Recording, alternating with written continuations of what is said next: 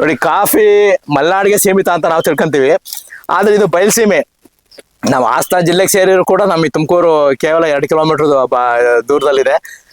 ನಮಗೆ ಇದು ಬಯಲುಸೀಮೆನೆ. ನಮಗೆ ಹಾಸನದಲ್ಲಿ ಮಳೆ ಆಗೋವಷ್ಟು ನಮಗೆ ಆಗೋದಿಲ್ಲ. ನೋಡಿ ಇದು ಕಾಫಿ ಈ ಬಯಲುಸೀಮೆಯಲ್ಲೂ ಕೂಡ ಬರುತ್ತೆ. ಇದು ನನ್ನ ತೋಟ ಬಯಲುಸೀಮೆಯಲ್ಲೂ ಕೂಡ ನೀವು ಬಹುತೇಕ ನೀವು ಮಲೆನಾಡಿಗೆ ಹೋದ್ರು ಕೂಡ ಏನ್ ಅನುಭವ ಬರುತ್ತೋ ಅದೇ ಅನುಭವ ನನ್ನ ತೋಟದಲ್ಲಿ ಬರುತ್ತೆ.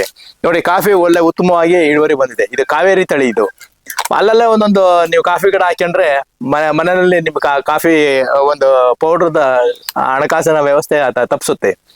ಹೀಗಾಗಿ ಈ ರೀತಿ ನಮಗೆ ತೋಟಗಳಲ್ಲಿ ಎಲ್ಲಾ ರೀತಿಯ ಹಣ್ಣಿನ ಗಿಡ ಇರ್ಬೋದು, ಯಾವುದೇ ಆಗ್ಲಿ ನಮಗೆ ದಿನನಿತ್ಯ ಬಳಸುವಂತವನ್ನು ಎಲ್ಲವನ್ನು ಬೆಳ್ಕೊಂಡ್ರೆ ಬಹಳ ಉತ್ತಮವಾಗಿರುತ್ತೆ. ನಮ್ಮ ಜೋಬಿಗೆ ಕನ್ನಾಕ ಒಂದು ವ್ಯವಸ್ಥೆ ಇರೋದಿಲ್ಲ. ನಿರ್ವಹಣೆ ಹೆಂಗೆ ಸರ್? ನಿರ್ವಹಣೆ ಇದಕ್ಕೋಸ್ಕರ ನಾನು ಏನು ನಿರ್ವಹಣೆ ಮಾಡೋದಿಲ್ಲ. ಅದರ ಬಿದ್ದಂತ ತರಗೆ ಅದಕ್ಕೆ ಗೊಬ್ಬರ ಆಗುತ್ತೆ. ಇಲ್ಲಿ ತೋಟಕ್ಕೆ ಕೊಡಂತ ವಿಂಕ್ಲಿಯರ್ ಮಾಡ್ಸಿದೀನಿ, ಅದೇ ನೀರ್ ಸಾಕಾಗುತ್ತೆ ಅದಕ್ಕೆ. ಸ್ಪ್ರಿಂಕ್ಲರ್ ವಿಂಕ್ಲಿಯರ್ ನಾನು ವಿಂಕ್ಲಿಯರ್ ಮಾಡ್ಸಿದೀನಿ. ಮಳೆ ನೀರು ಬಿದ್ದಂಗೆ ಬೀಳುತ್ತೆ. ಅದರಿಂದ ನನಗೆ ಅದಕ್ಕೋಸ್ಕರ ನಾನು ಹಣ್ಣು ಬಿಡ್ಸಕ್ ಬರ್ತೀನಿ ಹೊರತು ಗಿಡದ ಹತ್ರಕ್ಕೆ ಇನ್ನೇನೇ ಬರೋದಿಲ್ಲ. ಮತ್ತೆ ಒಂದ್ ಸ್ವಲ್ಪ ಟಾಪ್ ಕಟ್ ಮಾಡ್ಬೇಕು. ಟಾಪ್ ಒಂದು ಕಟ್ ಮಾಡ್ತೀನಿ ವರ್ಷದಲ್ಲಿ. ಈಗ ಇದು ಕೂಡ ಉಳುಮೆಯ ತೇವಾಂಶವನ್ನ ಇಡೀ ನಂದು 6 ಎಕರೆನೂ ಉಳುಮೆ ತೇವಾಂಶ ಇದೆ. ನೀವು ಎಲ್ಲೂ ನೀರ್ ನಿಂತ್ಕೊಳ್ಳೋದಿಲ್ಲ. ಮಳೆ ಹೆಚ್ಚಿಗೆ ಬಂದ್ರು ಕೂಡ ಕಾಲುವೆಗಳಿಗೆ ಬಸ್ತು ಹೋಗ್ಬಿಡುತ್ತೆ. ಇದು ಹೇಳಿ ಇದನ್ನ ಕಟ್ ಮಾಡೋದು. ಇದರಲ್ಲಿ ವರ್ಷಕ್ಕೊಂದ್ಸರಿ ಮೇಲ್ಗಡೆ ಟಾಪ್ ಕಟ್ ಮಾಡ್ತೀನಿ. ಅಷ್ಟು ಬಿಟ್ರೆ ನಾನು ಇನ್ನೇನು ಮಾಡೋದಿಲ್ಲ. ಮತ್ತೆ ಇದಕ್ಕೆ ಸ್ಟಂಬೋರರ್ ಆಗ್ಲಿ ಯಾವುದೇ ರೀತಿ ಬರೋದಿಲ್ಲ. ಇದು ಅದು ಮಲೆನಾಡಲ್ಲಿ ಸ್ಟಂಬೋರರ್ ಬೀಳುತ್ತೆ ಅಂತಾರೆ. ನಮ್ಗೆ ಎಂದೂ ನಾವು ಕಂಡಿಲ್ಲ. ಈಗ ಉಳುಮೆ ಒಂದು ವಿಚಾರಕ್ಕೆ ಮತ್ತೊಂದು ವಿಚಾರಕ್ಕೆ ಏನು ಇದಕ್ಕೆ ಏನು ಅದ್ರಿಗೆ ಬಾಳೆಗೆ ಏನು ನಾನು ಬಾಳೆಗೆ ಇದು ಮಾಡ್ತಿದ್ರೆ ಅದೇ ರೀತಿ ಕಾಫಿನೂ ಕೂಡ ಉಳುಮೆನೆ ಮಾಡಲ್ವಲ್ಲ. ಏನು ಕೊಡೋದು, ಇದು ಗೊಬ್ಬರನು ಕೊಡೋದಿಲ್ಲ. ನೀರ್ ಮಾಮೂಲಿ ತೋಟಕ್ಕೆ ಹೆಂಗ್ ಕೊಡ್ತಿದ್ದೀನಿ ಅದಕ್ಕೂ ನೀರ್ ಬೀಳ್ತಾ ಇರುತ್ತೆ. ಅದರಿಂದ ನಾನು ಇದ್ರ ಬಗ್ಗೆ ನಾನು ಏನು ಮಾಡೋದಿಲ್ಲ. ವರ್ಷಕ್ಕೊಂದ್ಸರಿ ಮೇಲ್ಗಡೆಯಲ್ಲಿ ವರ್ಷಕ್ಕೆ ಈ ಟೈಮ್ ನಲ್ಲಿ ಸುಳಿ ಒಂದು ಕಟ್ ಮಾಡೋದೊಂದು ಬಿಟ್ರೆ ಇನ್ನೇನು ಇಲ್ಲ. ಅಂದ್ರೆ ಈಗ ನಿಮ್ ಮನೆಗೆ ಯೂಸ್ ಮಾಡೋದಿದೆ ಅಲ್ಲಲ್ಲ ಇದೆ. ಇದು ಏನು ಮೊದ್ಲು ಒಂದು 16 ಗುಂಟೆನಲ್ಲಿ ಇತ್ತು ಆ ಕಾವೇರಿ ತಳಿ. ಅದನ್ನ ತೆಗೆದಾಕ್ದೆ ಹೆಚ್ಚಿಗೆ. ಇದು ಅದು ಪೂರ್ತಿ ಹಳೆ ಗಿಡ ಆಗಿದ್ರಿಂದ ಅಲ್ಲಲ್ಲೇ ಗುಳ್ಳೆ ನರಿಗಳು ಮತ್ತೆ ಇದು ತಿಂದು ಅಲ್ಲಲ್ಲೇ ಉಚ್ಚುತ್ತವೆ. ಆ ಬೀಜ ಉಟ್ಕೊಂಡಿರೋದು ನಾನು ಹಾಕಿರೋದು ಅಲ್ಲ. ಮತ್ತೆ ಇದು ಮಲೆನಾಡಲ್ಲಿ ಅಲ್ಲಿ ಸಕಲೇಶ್ಪುರದವ್ರ ಒಬ್ಬರನ್ನ ಹಿಂಗೆ ಅನಿವಾರ್ಯ ಅವ್ರಿಗೆ ಫೋನ್ ಹೋಯ್ತು. ಅವಾಗ ಕೇಳಿದಾಗ ಇದು ಬೆಕ್ಕು ಕಾಡು ಬೆಕ್ಕಿರ್ಬೋದು, ಗುಳ್ಳೆನರಿ ಇರ್ಬೋದು, ಅದು ಹುಚ್ಚಿರುತ್ತಲ್ಲ ಆ ಬೀಜ ಮಾರ್ಕೆಟ್ ನಲ್ಲಿ 1,000 ರೂಪಾಯಿ 1 kg ಅಂದ್ರು. ಮೆಡಿಸಿನಲ್ ವ್ಯಾಲ್ಯೂ ಇರುತ್ತಂತೆ. ನನಗೆ ಗೊತ್ತಿರಲಿಲ್ಲ. ಅದೇ ಇದು ನಾನು ಅವ್ರನ್ನ ಬಾಯ್ ಬಿಟ್ಟೆ ಕೇಳಿದ ಈ ತರ ಎಲ್ಲ ಅಲ್ಲಲ್ಲೇ ಉಪಯೋಗಿಸಬಹುದ ಅಂತ. ಅಯ್ಯೋ ಬೇಕಾದ್ರೆ ನಮಗೆ ತಂದು ಕೊಡಿ 1,000 ರೂಪಾಯಿ ಕೊಡ್ತೀವಿ kg ಅಂತಂದ್ರು. ಇವೆಲ್ಲ ಪ್ರಕೃತಿನಲ್ಲಿ ನೀವೇ ನೋಡಿ ಎಷ್ಟೊಂದು ವಿಷಯಗಳು ಅಡಗಿರ್ತವೆ. ಅಚಾನಕ್ ಆಗಿ ನನಗೆ ಅವ್ರಿಗೆ ಫೋನ್ ಒಂದ್ ನಂಬರ್ ತಪ್ಪಾಗಿ ಅಲ್ಲಿಗೆ ಹೋಯ್ತು, ಕೊಡಗು ಹೋಯ್ತು. ಈಗ ಅದು ಹುಚ್ಚಿ ಇದಾಗಿರೋದು ಅದು ಬೀಜ ಹುಟ್ಟಿದ್ಯಾ? ಅದೇ ಬೀಜ ಈಗ ಹುಟ್ಟಿರೋದು. ಇದು ಅದೇ ಗಿಡನೇ. ಇದು ಆ ಬೀಜನು ಉಪಯೋಗಿಸಬಹುದು. ಈಗ ಉಪಯೋಗಿಸಬಹುದು. ಆಯ್ಕೊಂಡಾಗ ಯಾವ್ದೋ ಒಂದ್ ಬೀಜ ಉಳ್ಕೊಂಡಿತ್ತಲ್ಲ ಅದೇ ಮೊಳಕೆಯಾಗಿ ಅದೇ ಹುಟ್ಟಿರೋದು.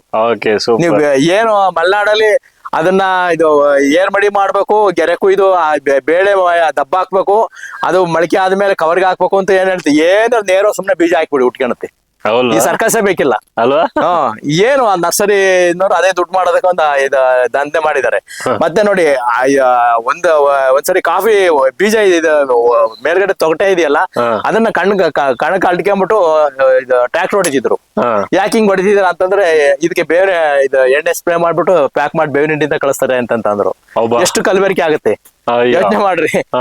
ಈ ರೀತಿ ಎಲ್ಲ ನಮ್ಮ ರೈತರಿಗೆ ಮೋಸ ಮಾಡೋ ಜನನೂ ಇದಾರೆ. ಇದು ಮಲೆನಾಡಲ್ಲಿ ಒಂದ್ಸರಿ ನಾನು ಹೋದಾಗ ಆತರ ಯಾವ ತರ ಬೇವಿಂದು ಮೇಲ್ಗಡೆ ಹಣ್ಣಿನ ಸಿಪ್ಪೆ ಇದೆಯಲ್ಲ ಆ ಸಿಪ್ಪೆ ಇದು ಏನು ಕ್ಯೂರಿಂಗ್ ಕಾಫಿ ಕ್ಯೂರಿಂಗ್ ಇದ್ರಲ್ಲಿ ಆ ಸಿಪ್ಪೆ ಬರುತ್ತೆ. ಅಡಿಕೆ ಸಿಪ್ಪೆ ಬಂದಂಗೆ ಇದು ಬರುತ್ತೆ. ಈ ಸಿಪ್ಪೆ ಅಳ್ಳಿಬಿಟ್ಟು ಅದನ್ನ ಟ್ರ್ಯಾಕ್ಟರ್ ನಲ್ಲಿ ಓಡಾಡ್ಸ್ಬಿಟ್ಟು ಪುಡಿ ಮಾಡಿ ಅದಕ್ಕೆ ಬೇವಿನ ಎಣ್ಣೆ ಸ್ಪ್ರೇ ಮಾಡ್ತಾರಂತೆ.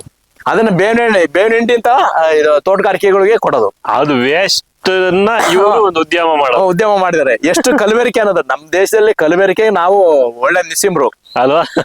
ನೋಡಿ ಮುಸ್ಕಿನ್ ಜೋಳನ ಮುಂದಿನ ಭಾಗ ಒಂದ್ ಭಾಗನ ಬೂಸಕ್ ಹೋಗುತ್ತೆ, ಮಧ್ಯ ಭಾಗದ್ದು ಕಡ್ಲೆ ಹಿಟ್ಟಿಗೆ ಹೋಗುತ್ತೆ, ಇನ್ನ ಹಿಂಭಾಗದ್ದು ಲೆವೆಗೆ ಹೋಗುತ್ತೆ. ಯಾವ ರೀತಿ ನಾವು ಕಲಬೆರಕೆ ಮಾಡ್ತೀವಿ ಅನ್ನೋದು ಯೋಚನೆ ಮಾಡಿ. ಅಷ್ಟು ತಂತ್ರಜ್ಞಾನ ಅಡಗಿದೆ. ಇದು ಯಾವ ತಳಿ ಸರ್? ಇದು ಕಾವೇರಿ ತಳಿ. ಇದು ಕಾವೇರಿ ತಳಿ ಬಯಲುಸೀಮೆಗೆ ನಮಗೆ ಸೂಟ್ ಆಗುತ್ತೆ. ನಮಗೆ ಇದು ಅಲ್ಲಲ್ಲ ಗಿಡಗಳಿದೆ, ಮನೆಗಾಗುವಷ್ಟು ಬೀಜ ಆಗುತ್ತೆ. ನಾವು ಕಾಫಿ ಪೌಡ್ರು ಕೊಂಡ್ಕೊಂಬರೋದಿಲ್ಲ, ನಾವೇ ಹುರಿದು ನಾವೇ ಪೌಡರ್ ಮಾಡ್ಕೊಂಡು ಬಳಸ್ತೀವಿ. ಕೃಷಿಯಲ್ಲಿ ಲಾಭನೇ ಮಾಡಬೇಕು, ನಷ್ಟವನ್ನೇ ಅನುಭವಿಸಬಾರದು ಅಂತಕ್ಕಂತ ಒಂದು ಮಟ್ಟಕ್ಕೆ ಈ ಒಂದು ತಲೆಯಲ್ಲಿ ತುಂಬಿಕೊಂಡಿದ್ದಾರೆ ಸಾಕಷ್ಟು ಜನ. ಕೃಷಿ ಒಂದು ವ್ಯವಸ್ಥೆ, ಈ ಒಂದು ವ್ಯವಸ್ಥೆಯನ್ನ ನೈಜ ಕೃಷಿಕರಿಂದ ಕಲಿಯೋದಿಕ್ಕೆ ಸಾಧ್ಯ. ಆ ಒಂದು ನೈಜ ಕೃಷಿಕರಿಂದ ಒಂದು ಪ್ರವಾಸದೊಟ್ಟಿಗೆ ನೀವು ಕಲಿಬೇಕು ಅಂತಂದ್ರೆ ಕೃಷಿ ಪ್ರವಾಸೋದ್ಯಮ ಈ ಒಂದು ವಿಚಾರದ ಅಡಿಯಲ್ಲಿ ಸ್ಥಾಪನೆ ಆಗಿರ್ತಕ್ಕಂಥ ಕಂಪನಿ ಅಗ್ರಿಯಾನ. ಕರ್ನಾಟಕದ ಮೊದಲನೇ ಕಂಪನಿ, ದೇಶದ 2ನೇ ಕಂಪನಿ ಅಂದ್ರೂ ಏನು ತಪ್ಪಾಗಲ್ಲ. ಈ ಒಂದು ಕಂಪನಿಯ ಬ್ರೋಚರ್ ಅನ್ನ ಚಲೋರಾಯ ಸ್ವಾಮಿ ಅವರು ಲಾಂಚ್ ಮಾಡಿದ್ದಾರೆ. ದರ್ಶನ್ ಪುಟ್ಟಣ್ಣಯ್ಯನವರು ಈ ಒಂದು ಸ್ವರಾಜ್ಯೋತ್ಸವ ಅಂತಕ್ಕಂಥ ಕಾರ್ಯಕ್ರಮದಲ್ಲಿ, ಪಾಂಡವಪುರದಲ್ಲಿ ನಡೆದಂತ ಸ್ವರಾಜ್ಯೋತ್ಸವ ಅಂತಕ್ಕಂಥ ಕಾರ್ಯಕ್ರಮದಲ್ಲಿ ಅಗ್ರಿಯಾನ ಬಗ್ಗೆ ಮೆಚ್ಚುಗೆಯ ಮಾತುಗಳನ್ನ ಆಡಿದ್ದಾರೆ. ನೀವು ಈ ಒಂದು ಅಗ್ರಿಯಾನ ಕಂಪನಿಯ ಒಂದು ನಮ್ಮ ಒಂದು ರೈತರೊಟ್ಟಿಗೆ ನೀವು ಸಂಪರ್ಕ ಮಾಡಿದ್ರೆ ನೀವು ಕಲಿಯೋದಿಕ್ಕೆ ಸಾಧ್ಯ ಆಗ್ತಕ್ಕಂಥದ್ದು. ನಿಮ್ಮಲ್ಲಿ ಇರ್ತಕ್ಕಂಥ ಕೆಲವೊಂದಿಷ್ಟು ಬೇಸಿಕ್ ಗೊಂದಲಗಳನ್ನ ಬಗೆಹರಿಸ್ಕೋಬಹುದು.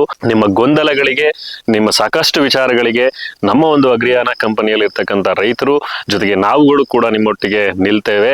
ಬನ್ನಿ, ಒಂದು ಪ್ರವಾಸವನ್ನ ಮಾಡಿ ನಿಮಗೆ ಒಂದಿಷ್ಟು ವಿಚಾರಗಳನ್ನ ನೀವು ಕಲಿರಿ. ಕೃಷಿಯಲ್ಲಿ ನೀವು ಸಮಗ್ರವಾಗಿ ಸಮೃದ್ಧಿಯಾಗಿ ಬೆಳೀರಿ ಅಂತಕ್ಕಂಥದ್ದು ಅಗ್ರಿಯಾನದ ಒಂದು ಕನಸು. ಸೊ ವೆಬ್ಸೈಟ್ ಇದೆ www.agriana.com. ವಾಟ್ಸಪ್ ನಂಬರ್ ಕೂಡ ಇಲ್ಲಿ ಡಿಸ್ಪ್ಲೇ ಮಾಡಿದ್ದೀನಿ. ಆ ನಂಬರ್ಗೆ ನೀವು ಕರೆ ಮಾಡಿ ಒಂದಿಷ್ಟು ವಿಚಾರಗಳನ್ನ ನೀವು ಕಲಿಯೋದಿಕ್ಕೆ, ಒಂದಿಷ್ಟು ವಿಚಾರಗಳನ್ನ ತಿಳಿಯೋದಿಕ್ಕೆ ಅಗ್ರಿಯಾನ ಕಂಪನಿಗೆ ನೀವು ಬನ್ನಿ. ಕೃಷಿಯ ತೋಟಗಾರಿಕಾ ಒಂದಿಷ್ಟು ಬೆಳೆಗಳ ಬಗ್ಗೆ, ಅರಣ್ಯ ಕೃಷಿಗಳ ಬಗ್ಗೆ, ಸಾಕಷ್ಟು ಒಂದು ಕೃಷಿಗಳ ಬಗ್ಗೆ ನೀವು ಚರ್ಚೆಯನ್ನು ಮಾಡಬಹುದು. ಆ ಒಂದು ಲ್ಯಾಂಡ್ ಅಲ್ಲಿ ನೀವು ಕೂತು ಊಟವನ್ನು ಮಾಡಬಹುದು, ಪ್ರವಾಸವನ್ನು ಮಾಡಬಹುದು. ನಿಮ್ಮ ಮಕ್ಕಳೊಟ್ಟಿಗೆ ಬನ್ನಿ, ನಿಮ್ಮ ಮಡದಿಯೊಂದಿಗೆ ಬನ್ನಿ, ನಿಮ್ಮ ಸ್ನೇಹಿತರೊಂದಿಗೆ ಬನ್ನಿ, ಪ್ರವಾಸವನ್ನು ಕೈಗೊಂಡು ನೀವು ಈ ಒಂದು ಕೃಷಿಯನ್ನ ಅದ್ಭುತವಾಗಿ ಮಾಡಿ. ನಮಸ್ಕಾರ.